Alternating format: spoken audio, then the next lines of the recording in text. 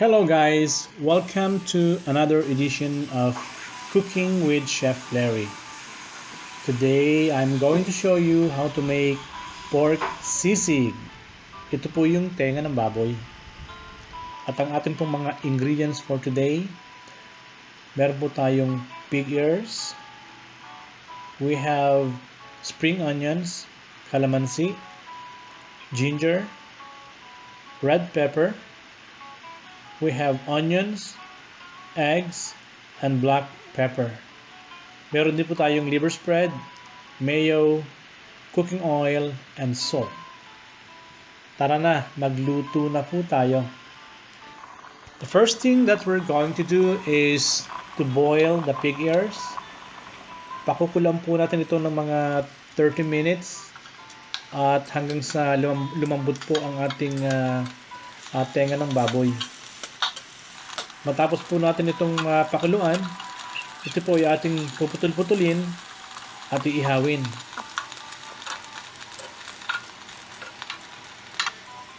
At matapos po natin itong ihawin, ito po ay ating tatagtarin sa maliliit na parte, maliliit na hugis.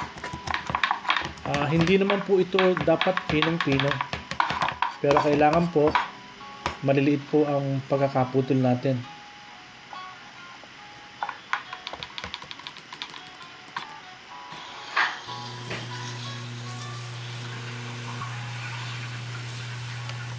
At pagkatapos po nating matagtad ang ating pig ears, ilalagay po natin ito sa isang malalim na sisidlan, sa isang bowl, upang maihalo po natin ang iba pa nating mga ingredients. Katulad po ng sibuyas, ito po yung red and white onions, and then salt, and then titimplahan na rin po natin ito ng paminta, ng black pepper, at ilalagay na rin po natin itong kalamansi. Kung wala po tayong kalamansi, kahit po isang buong lemon or lime, at saka po natin ilalagay ang sili. Ito pong paglalagay ng sili, alalay lang po, at baka po maging maangang. And then ito pong liver spread, isa po yun sa importanteng ingredient ng ating sisig. Ito po yung nagbibigay ng authentic na lasa ng ating sisig.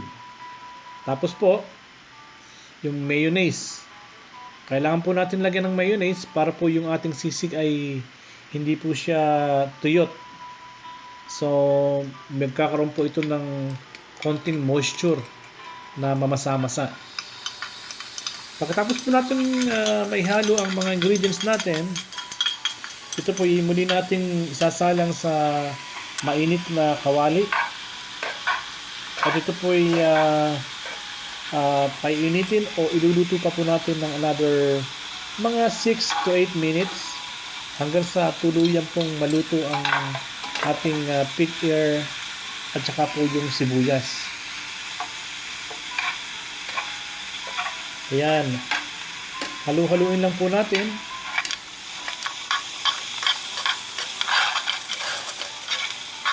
At makaraan po ng mga 6 to 8 minutes, ililipat na po natin ito sa ating sizzling plate. Ito po yung gagamitin natin sa pagsaserve ng ating sisig. Ayan, ang bango ng amoy na pinaghalong kalamansi at sibuyas. And then, pagkaluto po ng ating sisig, lalagyan po natin ng konting dekorasyon. Tayo po ay magpiprito ng itlog, pwedeng isa o dalawa. At ilalagay po natin, ipapatong po natin ito sa ibabaw ng sisig. Ito po yung ating magiging topping.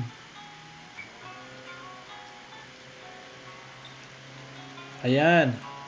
At bukod po dun sa egg, pwede rin po natin lagyan ito ng ginger at saka po ng spring onions. Ito po yung murang sibuyas. And there you go. Ito na po ang ating sisig na baboy. Sana po ay nagustuhan nyo ang ating recipe for today. At muli akong nagpapasalamat sa inyong panonood.